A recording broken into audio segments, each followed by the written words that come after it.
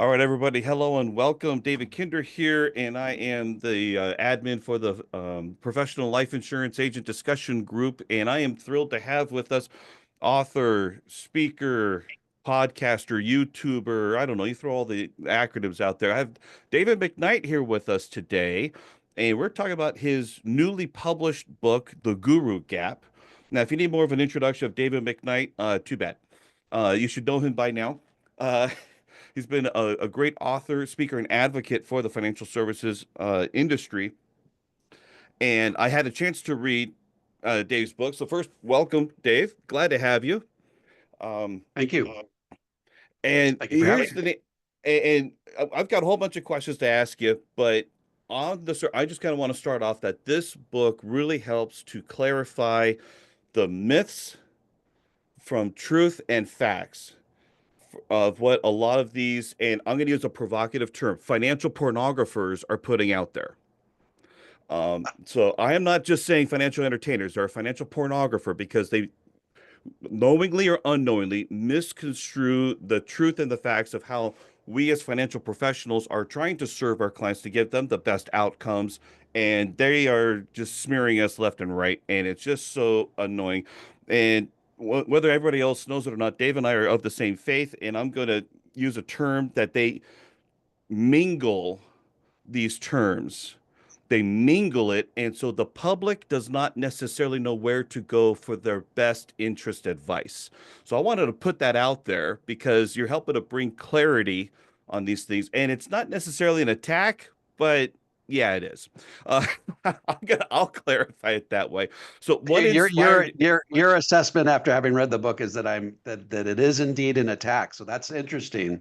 Um, because it may well be perceived that way when people read it. I mean, it's not a financial hit piece. That wasn't my goal, but that may end up being in the end what people perceive it as, because I don't mince my words when it comes to assessing some of their statements that they make about some financial tools that math and actuarial science really corroborate, when it comes to our clients wringing the most efficiency out of their retirement savings. So I'm glad to hear that feedback. Yeah, well, it's kind of like the difference between confidence and arrogance. And basically, if they like you, it's confidence. If they hate you, it's arrogance. And it's the same thing. So it depends on which side of the aisle they happen to be on. And if they don't like the book, we can really pretty much tell where they're coming from. Um, so reading the book, by the way, for everybody that has not yet read it and not yet bought it, it's a pretty easy read for a financial advisor to read. It took me, I don't know, about an hour. I read right through it. You're going to get the narrative very quickly. But what inspired you to create this book? I can guess, but I want to hear that from you. Well, I started off in the financial services industry back in 1997, which is really before Al Gore had really ever invented the internet. And so when I made a recommendation, I sold a lot of VUL when I started out, and when I made a recommendation, you're like, okay, I'm gonna vet this out with my father-in-law. I'm going to see what my neighbor thinks about this. I'm going to talk to my tax preparer and see what he says. And that was really the extent to which people vetted out our recommendations. And so very rarely would somebody come back and say, yeah, I talked to so and so and they don't think VUL is a great idea. I think I'm going to try something else. Nice knowing you. That almost never happened. And people would never ghost me. They would never just stop meeting with me. But here we are in 2024. We're in a totally different world. The internet is full of opinions, particularly in the ones that rise to the top of the search results are typically the ones of people who have the biggest mainstream platforms. And those are the five people I talk about in the book: Dave Ramsey, Susie Orman, Clark Howard. By the way, a lot of people don't know who Clark Howard is, but Dave, when you and I graduated from college, he was like the Dave Ramsey of his day. He was on every radio show across the country. He was nationally syndicated. Everybody knew who Clark Howard was. And Hmm. so we talk about Clark Howard, we talk about Ken Fisher, particularly when it comes to annuities, and then the latest guru on the scene, which is Ramit Sethi of Netflix fame. So Right. these are the opinions that people are going to be sort of imbibing when they take to the internet to vet out our recommendations. And what are the types of things that they are going to see on the internet? Well, Dave Ramsey says The only people that ever get cash value life insurance are either dupes or they just haven't researched it enough. 100% cash value sucks 100% of the time. The only, if you do happen to have a cash value life insurance policy, you should surrender it immediately, regardless of regardless of the surrender charges. Take the proceeds and buy a term insurance policy from Zander Insurance. Susie Orman says if anybody ever talks about cash value life insurance, you are to shut down the conversation immediately and never work with that person again. Who do we have left? Clark Howard says it's a steaming hot pile of garbage. And the only person that's willing to sell it to you is a money grubbing, commission hungry, somebody knocking on my door, a money grubbing, commission hungry life insurance salesman. Don't touch it with a 10-foot pole. So when it comes to annuities, Ken Fisher says, I'd rather go to hell than sell you an annuity. He's trademarked the phrase, I hate annuities and so should you.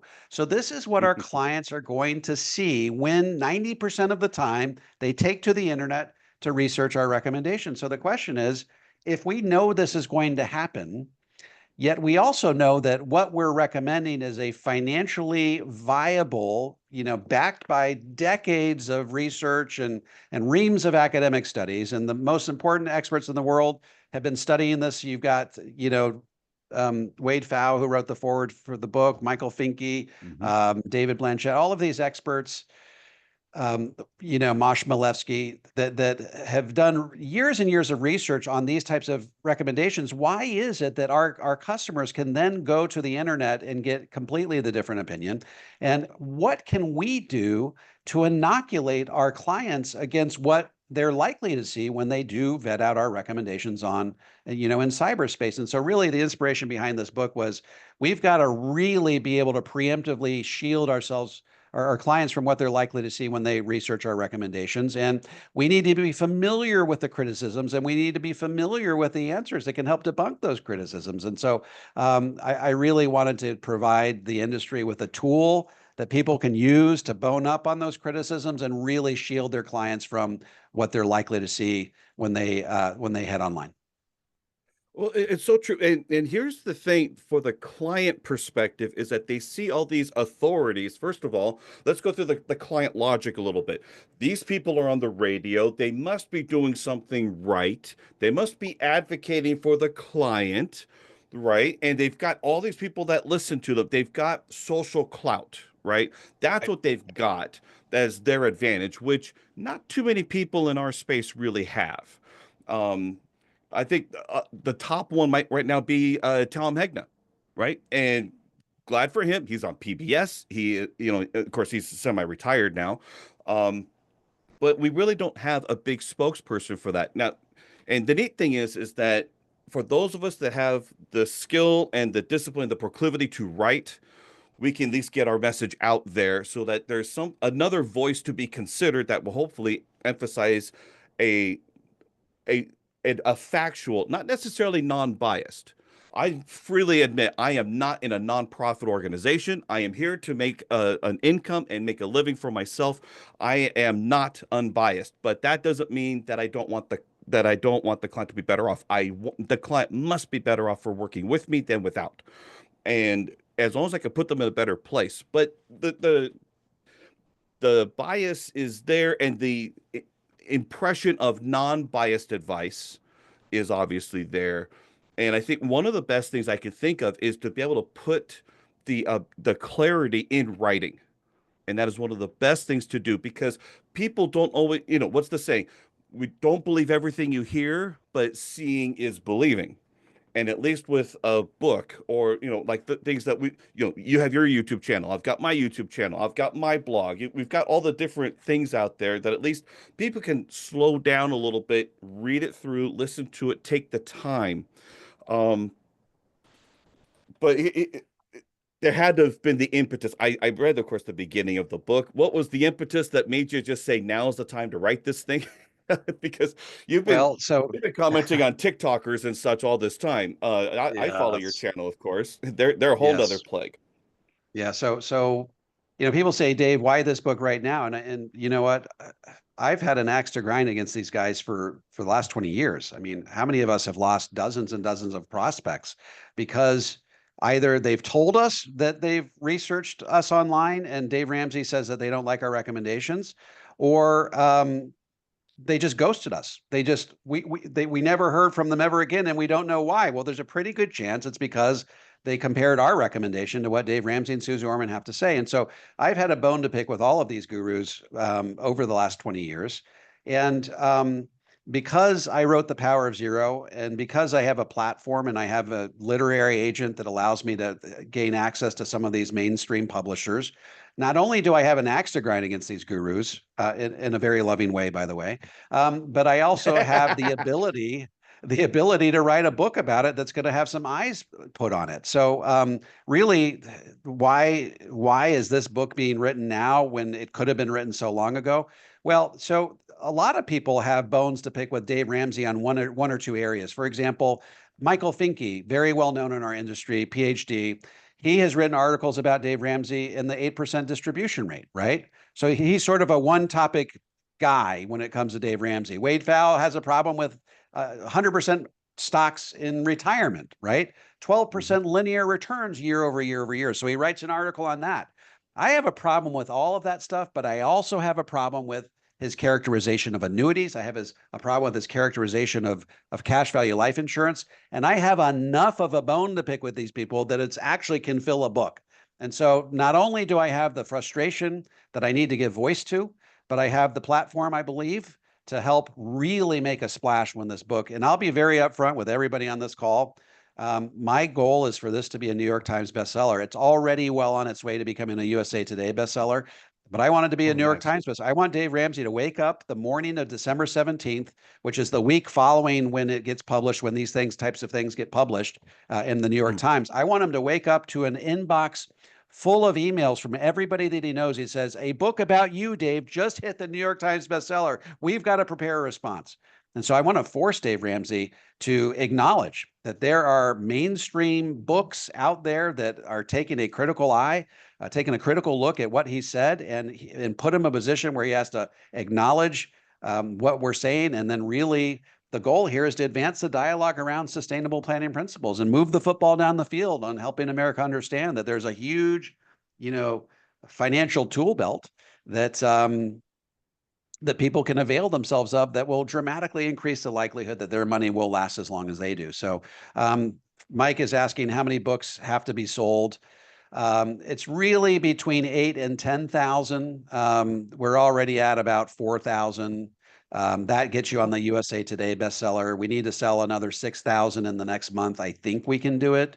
Um, I've got another webinar tonight with 500 people on it. And so if everybody buys a book and everybody who hears my voice buys a book or 10 or 20 or 50, I think we can make it. But it has to be sort of a group effort. And I hope everybody shares my vision here of trying to take this discussion mainstream, and that one of the best ways to do it is to have a book that hits one of the bestseller lists where we can force some of these gurus to acknowledge that there's a huge contingent of advisors that take issue with what they're saying, and hopefully that makes some headway with the huge swath of America. Oh, no, I'm all on board with that. So basically, we need advisors to be buying these by the case. Do you have a I discount code? Yeah, we can figure Yes, I that do out. actually. I actually Oh, do have a wonderful. We can discount throw code. that. We throw I'll that share in the that with chat there. you before the end of the call for sure. Now, one of the things I was curious is how do you see advisors using this book with their clients? Because sometimes if I've meeting with someone and they're so brainwashed, I'm usually like, you know what, I'm just not the person to help you. Appreciate your time, and I'm Yeah, moving on, and I'm going to let yeah, them be where they're at. And then there you got right, almost everybody, I believe, that say I don't even listen to those people. I don't bring them up unless they bring them up. I'm not bringing them up. Why would I invite someone to the conversation when they're not there sitting with me? So right. there's got to be that middle ground. How would you advise, especially like your Power Zero advisors, how would you advise them to use this book? What circumstances would you use this to hand out, or would you use it more like an inoculation tool, saying you're going to learn about some things from other people? This is a book to help put some of these rumors to rest. What are your thoughts? Yeah, so let me tell you a little bit of how I went about writing this book, and Dave, you'll probably vouch for this since you're one of the 5 people in the world that's read the book so far. Okay. I don't know if you realize that nobody's read it because it doesn't publish until December 10th, and so I've only actually given it to the people who have been hosting the webinar that have actually requested it. And Dave, you're one of only 2 or 3 people that have actually asked for it. So what I did in this book is I took the most important parts I think of Power of Zero, tax-free income for life, volatility shield, and look before you lerp. And I distilled the most important parts into the book, and I wove them into the narrative around the things that financial gurus say and why and how to debunk them. So I'm essentially taking the best parts of the Power Zero approach and using them to debunk all of these statements that these financial gurus have made over the years. And so in essence, you're accomplishing 2 things at once. You're setting the table for a Power of Zero type sale, but you're also preemptively debunking the types of criticisms that they're going to see of the Power of Zero approach online before the client ever gets to look at them, right? And so you're really setting the table for the sale, and then you're inoculating the client against what they're likely to see when they research it. And so to me, it's even better than the Power of Zero in the sense that not only does it lay out the plan, but it sort of bulletproofs the plan against what any of these detractors are going to say online. And so that's why I think it really is something that you just pass along to a client or prospect. Read this book. I'll call back in a week. Let me know what you think, and get a stack of them, hand them out to your best prospects, and it's a great way to start the conversation. Wow, excellent. Yeah. So, and when I was reading the book, and I'm coming up with, but I will write you a review. I'll put it on Amazon. Um, but there's another book that was written 55 years ago. You may not be familiar with it. It's called The Tired Tirade by Halsey Josephson, CLU. And it was Cool. written, published in 1969. And the whole idea was to debunk a whole lot of the common objections that come up. This book is kind of in that spirit of it, other than the fact that it's modern. It's the current dialogue that's going on from everybody. And and by the way, and it's not necessarily just mainstream financial pornographers, as I called them. It's also the fact that people parrot them. It's like, well, I heard from this guy you should be doing this. I heard from this guy you should be doing this. Well, let's look at what the top people who have originated those quotes. By the way, just so everybody knows, A.L. Williams did not originate buy term and invest at difference, but he did co-opt it and practically trademark it for himself. Um, but I think it's a good idea for distilling those objections and bringing them down to a factual, common sense thing. And it's not attacking. Our goal is to bring the math, bring the clarity so that someone can make a clear, concise decision that's in their best interest that they feel most comfortable with.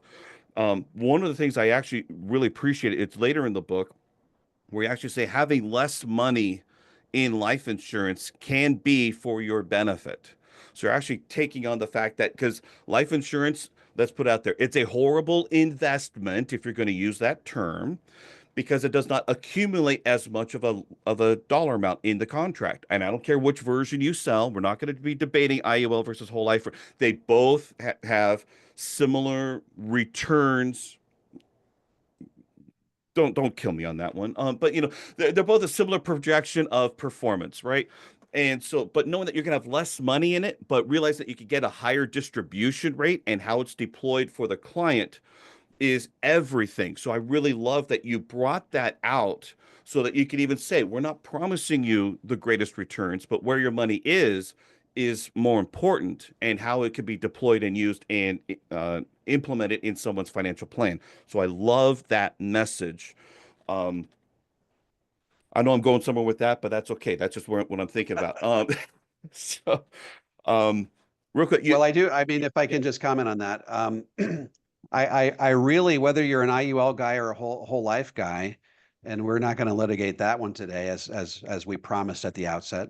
Um, you know, I really, if you, in case you can't tell, I've talked about it in 3 of my last 3 books. I love using cash value life insurance as a volatility shield or volatility buffer, as Wade Pfau calls it. Basically, the idea here is you accumulate 3 to 5 years worth of living expenses in your cash value life insurance policy by day one of retirement. And then the year following a down year in the stock market, you pay for your living expenses out of your cash value. And that what that does is it gives your stock market portfolio a chance to recover before you take further distributions. And that act alone will double your sustainable withdrawal rate on your retirement portfolio from 4 to 8% with a 95% success rate. So if you were to go to Dave Ramsey and say, what do you think about the volatility buffer concept? He wouldn't have any clue what you're talking about. If you went to, Susie Orman, they just don't have any clue. I mean, Ernst and Young, their recent study says you are perfectly justified in redirecting 30% of your retirement contributions to cash value life insurance because the net effect is of doubling the sustainable withdrawal rate on the rest of your assets. I mean, you cannot overstate the importance of being able to pull that off. I mean, the grand irony in all of this, Dave, is that the only way to get that 8% withdrawal rate in retirement that Dave Ramsey claims is to use a financial tool, cash value life insurance, that he categorically rejects. And so that's the great irony in all of this. And I'm sure to point that out in the book that this is something that Dave Ramsey would dismiss out of hand. And the same goes for what Ken Fisher says about annuities. I mean, the bottom line is the goal that everybody has is to make sure that their money lasts through life expectancy. Their number one fear across the board, Yes. it's not tax rate risk as I wish. It's really, their greatest fear is running out of money before they run out of life. And so the question becomes, what is the least expensive way to pull that off? Is it the 4% rule that Ken Fisher so adamantly sort of backs? Or is there a different way to purge longevity risk from your life in a way that's much less expensive to do so? And the example I give in the book is that if you take the Ken Fisher way, it's going to cost you, if you need $40,000 adjusted for inflation year over year, it's going to cost you $1 million. That's the Ken Fisher way. If you take the annuity approach at the time of the writing of the book, you would have had to allocate $650,000 to an annuity. What does that do? It frees up $350,000 to be able to do some really interesting things. Put money into an LIRP to have a volatility buffer and get long-term care protection. Put money in some sort of emergency fund discretionary account so that you can take that trip around the world or repair the hole in your roof or to replace your carburetor or what have you. You just can't do that with the Ken Fisher approach. And so these are the types of things that PhDs and reams of academic studies point to. And these are the types of things I've tried to weave into the narrative of the book so that people can say, look, it doesn't matter what your opinion is. It doesn't matter what my opinion is. The only thing that matters is math. And that's the real reason that's a real way to tell if a financial guru is lying to you. Is it supported by math and actuarial science? That's the only thing that matters. And so that's why my approach in this whole enterprise was to try to weave as much math into the narrative as possible. Now, as kind of a bonus for everybody showing up here, I'm going to share my screen real quick because if you haven't seen this, I've shared this a few times.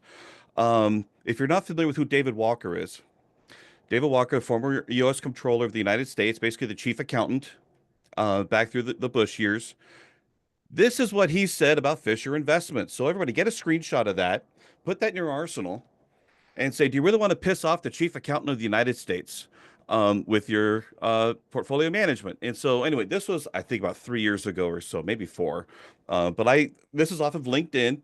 He posted it, and I finally met David Walker about a couple months ago through a mutual podcast. So anyway, he's just eviscerating them on their portfolio management. They're not what they claim to be. They do not have performance-based fees, despite the strong inference to the contrary from their ads. They did not come close to beating the market in the past year for me. Last week, they lost 2.5 times more than the market. They had at least 8 total dog stocks in their standard portfolio. In addition, their bond duration is too long given current market conditions and expectations. I'm like, you do not want to peeve off this guy. So I throw that out there in case it ever comes up. You could have that in your arsenal and say, hey, that's what the chief accountant of the United States said. I just thought you might find that interesting. Um, How long ago so was this, Dave? I think about 3 years ago, maybe four. Wow. I Um, was not aware of this. This is extremely compelling. yeah, that's a fun one. So I really enjoyed that one. Um, and if anybody happens to be following me on the Financial Advocacy Podcast, cheap intro to commercial for me there. Um, uh, I think my second or third episode, we actually dispelled Dave Ramsey's 12% mutual fund myth. It's actually not a myth. That's the interesting thing because I found a clip of him describing a fund in detail. I'm like, wait a minute, that's too specific. And so I found out what it was American Funds, and it was American Funds that says some of this stuff. So I'm going to share my other screen here just to share because you need to be able to show that Dave Ramsey's still smart, but so are you. So this is and I think this is the last year, Investment Company of America, American Funds from Capital Group. And the neat thing is that since I'm not a registered rep, I get to mark this thing up any way I want. If you're a registered rep, you cannot mark up a prospectus for anything. I think you can mark up literature. But this is what American Fund says, and this is what Dave has been saying. An investment in ICA has never lost money over a 10 or 20 calendar year period in the fund's lifetime. Over its lifetime since January 1st, 1934 through end of 2022, has returned an average of 11.82 annually compared to the 10.84. So obviously he rounded up 12% mutual fund. Well, that's where it came from. And so I did some math on that. And if the math that I did was I put $1 million into Investment Company of America Class A, and I did it for $1 million for the primary reason that at $1 million, there's no breakpoints to have to calculate. And then I figured out if we did 8% distribution, not even adjusting for inflation, 8% flat each and every year, they ran out of money in 16 years. And I did this with an Excel spreadsheet just because that's all I had. If I was a registered rep, I could use their actual approved illustration system and everything. I don't have access to that. So, oh well. Um, Granted, the 8% kind of worked. And I rearranged the returns and stuff just to see. I'm just like, but Dave Ramsey's investment advice, if you could call it advice, versus retirement income advice, two different things. And I would never want to conflate the two because who's left holding the bag? It's the client. The client ends up holding the bag, and think about it. Dave Ramsey, great spokesperson. He also has his endorsed local providers, right? Because those are They people fixed that my buy camera real in. quick. I I see rainbow lines on you. I don't see anything else. Did you want to share your screen? Um, Nope, I'm just fixing I think my battery ran out, so stand by. no problem. I can still keep talking. I could talk about this for hours, Talking. uh, but the problem is that it's the client that's left holding the bag, and you can't hold Dave Ramsey accountable for your own decisions, and that's I think part of the problem too. Um, if you say I follow Dave Ramsey, well, although there is that lawsuit, I don't think we've heard anything new about it yet. Wasn't there the timeshare recovery Kendall, right? lawsuit? Right, Yeah. exactly. So we haven't heard anything about that. Of course, he endorsed No, them. I don't nothing's think he resolved on that yet. guaranteed. It's just a really big scandal, and there's a lot of money at stake there. And if it doesn't go his way, his $1 billion net worth is going to be substantially lower, after the money gets handed out. I mean, it's something on the order of a $250 million lawsuit, something like that. Ooh, okay. Well, reportedly, I have heard this through the grapevine. I really wish I could prove this. I've heard that Dave Ramsey has a nice large 10-pay whole life insurance policy from Guardian. I've heard of people who know the agent that sold it. I wish I could substantiate it. I wish I had proof. That would be the greatest thing in the world. I keep hearing it, and I have to keep saying, I hear this through the grapevine. I've heard this from substantial, but I can't substantiate it. I wish I could, because that at least he'd have that protection if he funded that thing well, because of the creditor protections available in life insurance and annuities and qualified plans. Um, Well, let me just say this. I like Dave Ramsey. I think the world's better off. I think our country's better off for him being in it than not. I think Susie Orman, I really like Susie Orman. I think I agree with her on almost everything. I mean, she says that tax rates 10 years from now are going to skyrocket. I mean, she's totally on the right, same page, but I just don't agree with any of what she says on cash value life insurance and annuities. It just doesn't add up. But she's really right, good. I mean, she isn't doing things like, hey, take 8% withdrawal rate. She says it's 4%, maybe even 3%. So I mean, yeah. she's sort of like more locked in with mainstream financial thought than Dave Ramsey is. I mean, Dave Ramsey's operated entirely outside the mainstream consensus when it comes to these types of things. And so I talk often about what we call the Dave Ramsey circle of poverty. I mean, his superpower is getting people out of debt. I mean, he should stay in his lane. If you're making 50 per year and spending 60, he's precisely the person you should be talking to. So Right. he's very good at getting people out of debt and getting them on the road to financial independence, even turning people into millionaires. He's turned a lot of people into millionaires. People reach out to me all the time. How dare you? Dave Ramsey turned me into a millionaire.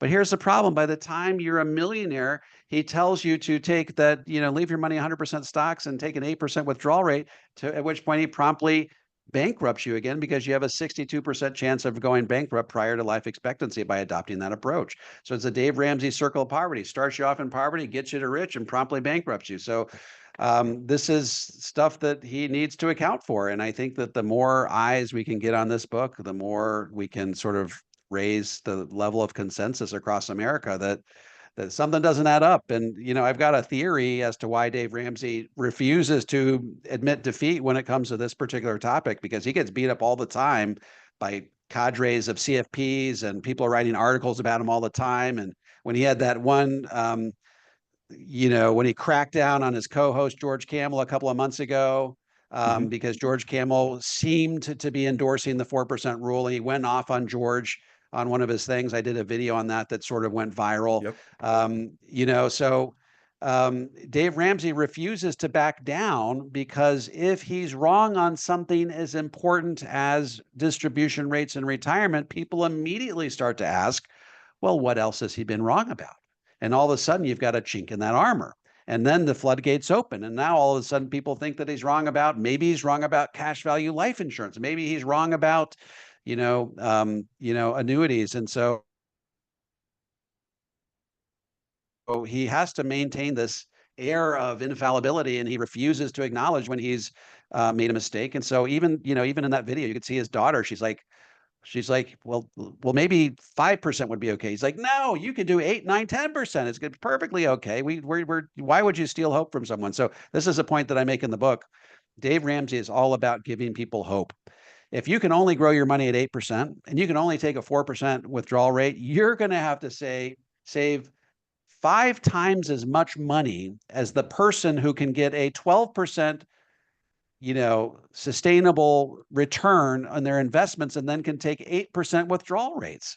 It's just, Yeah. and so what Dave Ramsey is doing is saying, I don't want to steal people's hope. I don't want to make it seem like becoming financially independent is too far out of reach. So I'm going to dumb down all the numbers. I'm going to make it seem much more realistic than it really is. The problem with that is, yes, you will get people off of square one and get them to a million, to have $1 million, because you gave them the inspiration to do so, but you're going to bankrupt them 63% of the time once they do get to retirement.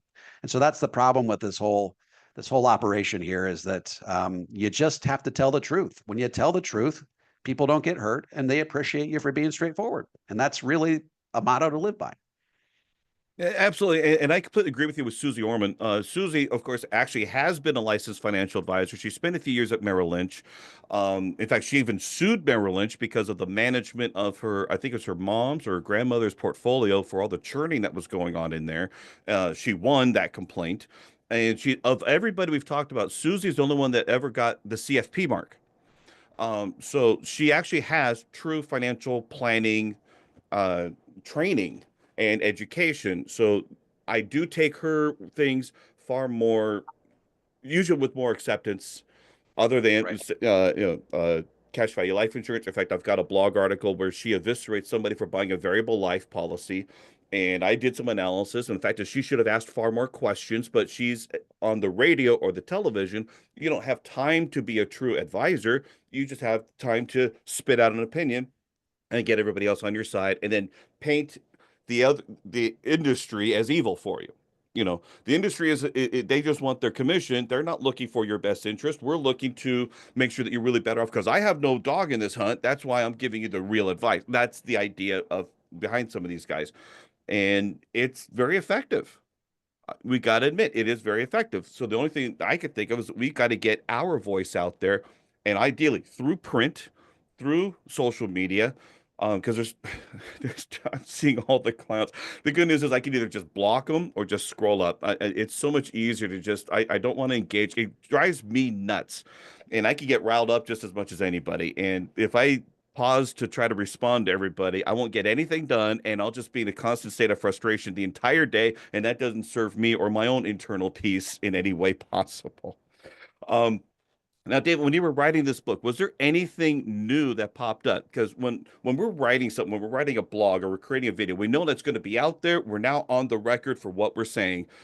And so you got to make sure we're doing our research, we're citing our sources and things just to make sure that, something comes back. At least we did our homework. Was there anything new that you discovered in the writing of this book that you were surprised to learn? Yeah, when you write a book like this, you have to do a deep dive on everything that these folks have said. You have to go way back in time and figure out how their theories have evolved over time and sort of try to understand why they believe the things that they believe. And in the process of vetting out all of these different gurus and figuring out where they really stand on all of these issues, you come to a really profound understanding of what they believe in their heart of hearts. And what I found is that for the most part, these are all good people. They're authentic. They have, I believe, they have our best interests at heart. But in the parts where I disagree with them, I found that when I researched them profoundly, when I really did a deep dive, they were way more wrong on these subjects than I initially thought. And I'll give you an example of Roth conversions. And Wade Pfau really calls this out. If you remember in the forward for the book, Dave Ramsey was telling me, he said, I had no idea that, pardon me, Wade Pfau was telling me, I had no idea that Dave Ramsey believed these things about Roth conversions. He believes that that you should not do a Roth conversion if you're within 5 years of retirement. And he gives no real explanation for why. And Wade Pfau says the closer you get to retirement, the more you should be getting ready to do a Roth conversion, because the instant you retire, you tend to have a lower tax bracket, in which case it's the perfect time to consider Roth conversion. Dave Ramsey says you should never do a Roth conversion unless you have the cash with which to pay the tax on the Roth conversion. Well, we all know that you're mathematically better off if you do have the cash to pay the tax on the Roth conversion. But Wade Pfau says, but that doesn't mean that if you don't have the cash, you should simply sit on the train tracks and let that tax freight train absolutely destroy your retirement. Paying the tax out of the Roth conversion itself is better than not doing anything at all. And the math bears that out. And so, you do a deep dive on these gurus and you start to realize, wow, in the areas where I disagree with them, I disagree with them way more by the time I finish the book than I did at the outset. And so I think that was probably my biggest surprise, is just realizing. And the interesting thing was, I don't know if there's a spy on the inside of all these organizations, but a lot of the quotes that I use in my book when I started writing the book, and then when you do it through a mainstream publisher, they have a half dozen editors that go through it and vet out everything. And where is this quote from? And where is that quote from? And when I went back and tried to find the quote, I couldn't find it. It's like they took it down. And so I had to go to the Wayback Machine. The internet Yes, never I forgets. love that thing. There's something called the Wayback Machine. And the Wayback Machine will tell you what the internet said on any given day in history. So you can actually go back and find stuff even after people take stuff down. And so I had to go back and find these quotes and realize that technically speaking, Dave Ramsey has shifted some of his positions on this stuff, and you could write a whole nother book on this on the positions that he shifted over the years, based on just analyzing various statements on various topics, using the Wayback Machine. And so that's sort of interesting. He's shifted positions and still wrong. Like when it comes to Roth conversions, he doesn't have any nuance. He doesn't say, for example, that the 24% tax bracket is a sweet spot in the Trump tax cuts. He doesn't say that, that you should leave some money in your tax deferred bucket because you're going to have a standard deduction in retirement that you can use to offset your required minimum distributions. He doesn't do anything like that. It's just distill it into a 10-second soundbite, give you a couple of different rules to live by, and call it a day. I mean, there's no nuance in those recommendations. And I love this cover for the book. You got the guy on the left, and you've got the destination pin on the right, and you've got this yawning chasm between where the guy is and where he needs to be. And that really represents where the financial guru with their one size fits all paint by the number approach, where their advice stops. It's at the edge of that chasm, and where the client needs to get to wring the most efficiency out of their retirement savings. So they need a bridge. They need some sort of way to bridge the shortfall in that financial advice that they're getting so that they can wring the most efficiency out of their retirement savings. And so I love the book. I love the cover, because if you didn't read any of the book at all, you could sort of sort of piece together what the story is about before you ever crack it open. Well, and for me, I saw it as cognitive dissonance. You got values on one side, values on the other. Who are you going to listen to? We got to bring that together so that someone can see it clearly and then make informed decisions on it. And so for me, as we're talking, I'm thinking this book, it's not necessarily a sales book, but it does help to clear the weeds. It helps to clear out the stumps so that someone can make a more informed decision so that they've got the clarity behind it. Um, and you go through a lot of, I had a list of all of these, but you go through all of the risks of retirement. So anybody that has, and I'll just call it out, if you have the RSCP designation, they talk about the 18 risks of retirement. Your book covers all of those and comparing the advice that's being promoted versus the truth and the facts and the math, to help people understand that even if we take that Roth conversion thing, if we take, and there's more biases in there too, and I'll bring that out. But think about the financial fiduciaries, which this isn't the subject of this book, but the fiduciaries that say that we want to have all of your money and assets under management. Well, we make a fee off of the entire gross value of that account, regardless of how much of it actually belongs to you. And so when you're actually taking out money each and every year for that Roth conversion, if you're taking it out of the out of the distribution to pay the taxes, there's less money for you to manage, less money for you to be paid on, and that is a conflict of interest that does not have to be disclosed by law.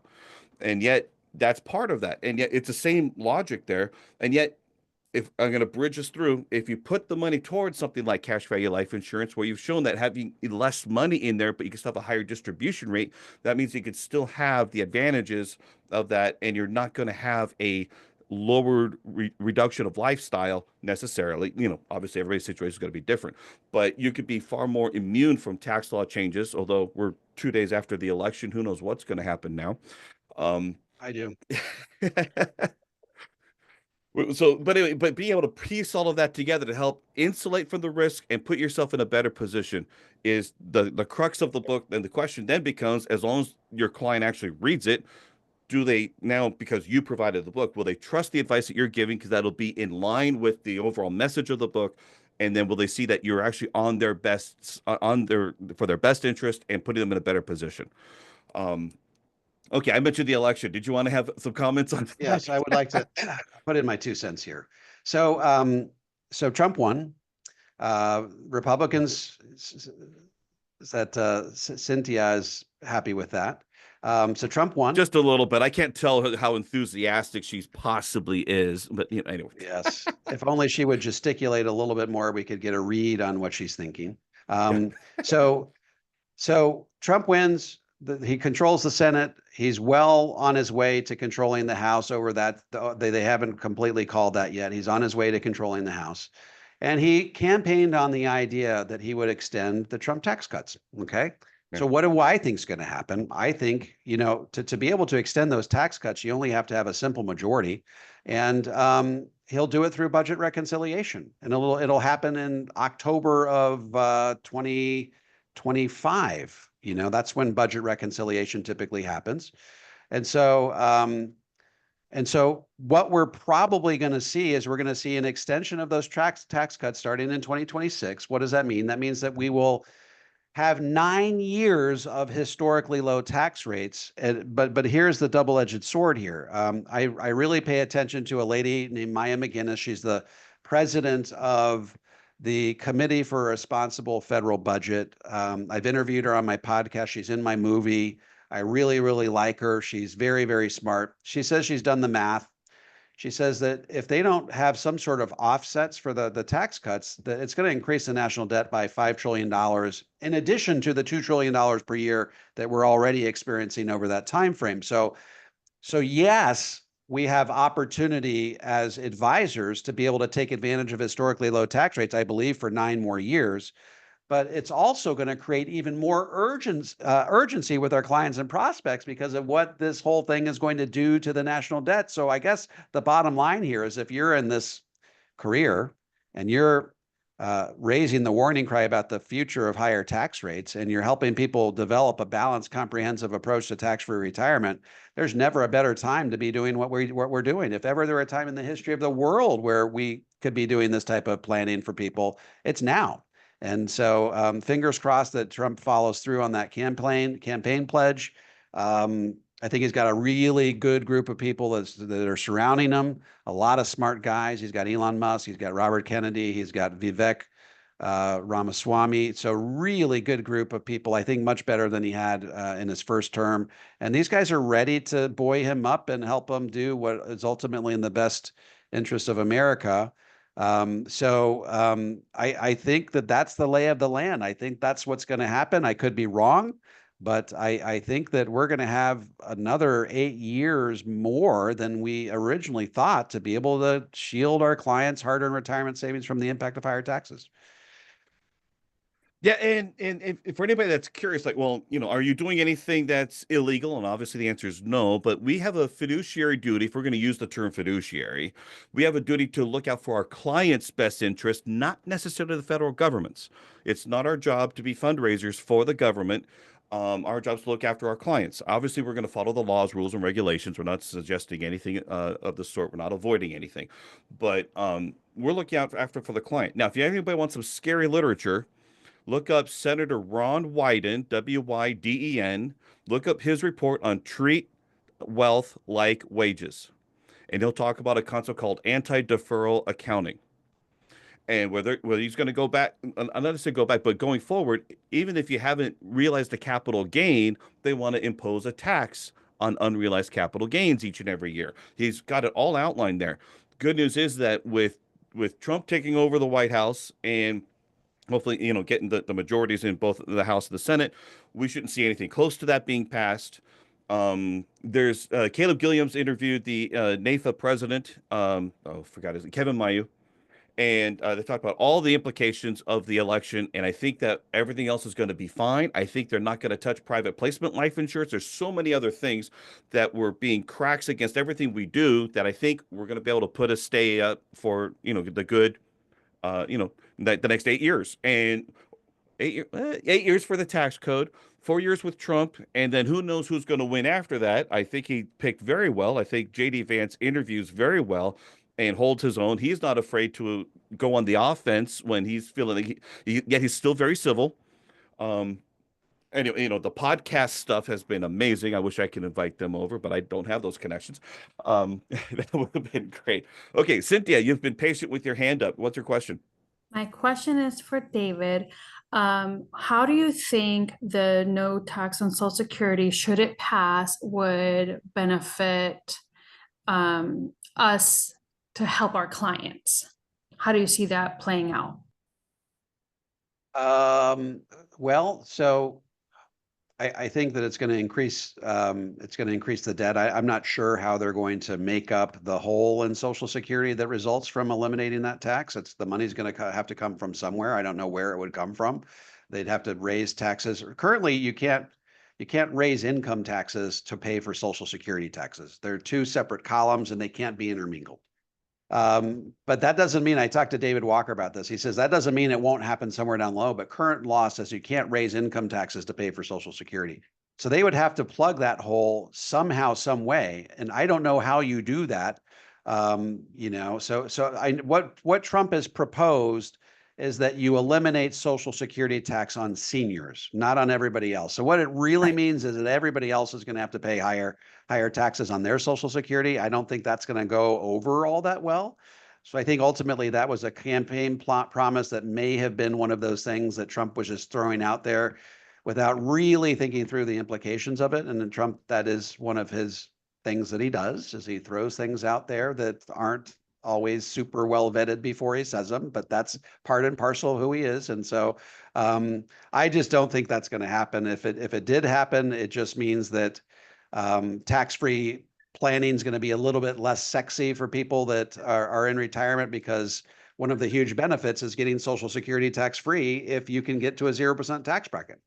If you can get Social Security tax-free without getting to a 0% tax bracket, that's one less motivation that people will have to get to the 0% tax bracket. So I'm not worried about it at all. I don't think it's going to happen. I think that we're still going to be able to talk about Roth IRAs and Roth conversions and Roth 401ks and cash value life insurance, all in concert one with another, to help people shield their retirement savings, and their Social Security from the impact of higher taxes down the road.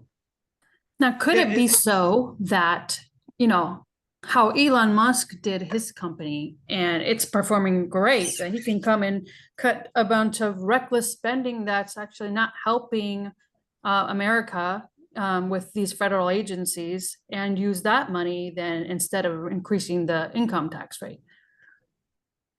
You could. It doesn't solve the broader problem. I mean, really, we have a $239 trillion underfunding, and so I don't care how great Elon Musk is, although he is great, that there's just not enough pork that you can cut out of the budget to plug that hole. It's just not even close. I mean, the way that Larry Kotlikoff out of Boston University said, you have to have $239 trillion sitting in a bank account today, earning treasury rates, 5%, to be able to to deliver on everything that we promised that we can't afford to pay for Social Security, Medicare, Medicaid, interest on the national debt. It's just getting to the point where you wonder if they have any plan at all for ever paying this stuff back, or at least staunching the growth of it. And it's just to the point where we just have to do the best we can over the next 8 to 9 years to help as many people as we can, and then let the chips fall where they may, because it's not looking awesome at this point.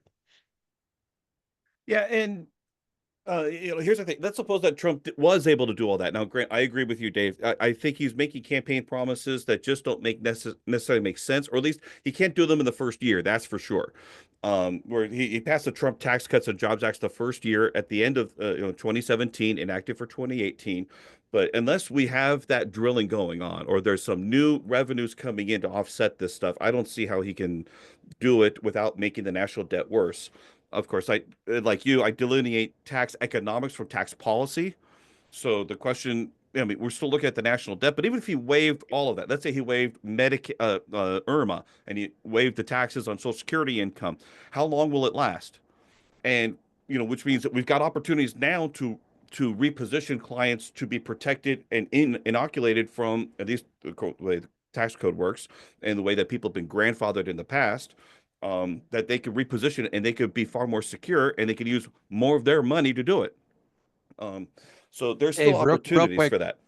before we go any further, let me throw this how to get the book at the discount. Let me throw that up here. Oh, And then I yes. do have a Yes. hard stop at about 3:56, so about 4 Okay. minutes.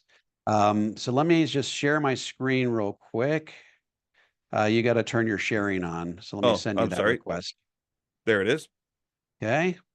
So this is a QR code. And so just use your camera. It'll take you to the website. Do not get the book off of Amazon. If you get the book off of Amazon, it will cost you a full $20. Okay. If you go to this website, you use the code Guru Today Only, all uppercase, all one word. It is case sensitive. You use that at the end of the checkout process. You'll save $5 on every book that you buy. If ever there were a time in your life where you think you wanted to purchase this book in 1, 10, 20, 50, every book that you buy, you'll save $5. I'm actually subsidizing this out of my own pocket. That's why it's as cheap as it is. I want to sell as many of these things as I can. I'd love to make it a New York Times bestseller. Can't do it without your help. So Guru Today Only, get 10 or 20 copies for your clients, and it'll set the table for a Power of Zero sale and simultaneously debunk what they're likely to see on the internet if they were to research your recommendation. So, and then you'll get the book shipped to you the week of December 10th when it launches. So this is, I think, a great way to get yourself an early Christmas present or get your clients an early Christmas present. There you go. And if you're making a big enough splash, maybe Ramsey will invite you onto his podcast. Uh, Don't hold your breath. Fair enough. But if you make a big enough splash, like, come on, bring them on. Hey, we're happy to have that debate. That would be a fun one. Totally. Totally. Logan asked the question. I know you've addressed this question before, but won't they just print the currency via the Federal Reserve just like they have in the past? I mean, but even printing currency, there's still consequences of financing the printing of that currency. And so that's where my mind is going here. Well, if you watch my movie, The Power of Zero, The Tax Train is Coming, we interviewed a guy out of Berkeley. So UCal Berkeley, professor named Alan Arbach. He actually addresses this. He says, when you print money, what happens? You get inflation. We've seen that. That's why Kamala Harris, one of the big reasons why she didn't get elected with it was the inflation. So you get inflation. Social Security, Medicare, and Medicaid are all linked to inflation by law. In other words, they have to go up when inflation goes up. So when you try to print your way out of those particular problems, you're just increasing the problem commensurately. You print money, you get inflation. The cost of these programs go up commensurately. It's like a dog chasing its tail. You never really solve the problem. So you literally cannot solve that $239 trillion problem by printing $239 trillion. You just can't do it. It's mathematically, it sort of violates the rules of the mathematical universe. So you get that a lot, but it's not a problem. The only way to solve the problem is either raising taxes, reducing the benefits, some combination of the two. Someone's going to have to make a tough decision. There we go.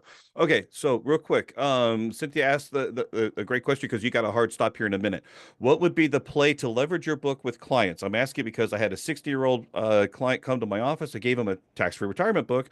He had it for 4 weeks and didn't finish reading it. I got it back, but no appointment. Well, so this book is definitely more scandalizing. So you may get more eyes on this book just as a result of how radioactive the topic is. And so it really is, people will look at it and be like, it's a hit piece. Well, it's not a hit piece. And I say that over and over again. There's a lot about what these guys do that I like, but I think that you're more likely to it's a little bit more of a gripping subject because it's so controversial. And so I think that you're more likely to get them to read it. They're going to get spoon-fed all of the power zero concepts they need to be spoon-fed, and they're going to get the debunking of what the gurus say before they ever see it on the internet. So it's like sort of packaged all together into one read. So I think it's a great way to set the table for a conversation. There we go. Perfect. Well, Dave, thanks so much for your time. Great book, everybody. You do need to get it, at least read it, at least for yourself. Figure out if you're going to be able to get it out to your clients. And by the way, in case you're wondering, yes, Dave does mention IUL in the book. Yes, you can position whole life just as well. It's not a big deal. Totally. It's a non-issue. So Right. just in case you're kind of wondering. So anyway, everybody, thank you very much. And we'll Thanks, let you everybody. go. And Thank you, yeah, David, order so some books. much. All You're right. welcome back. Thank you all. See you in the groups. Bye-bye.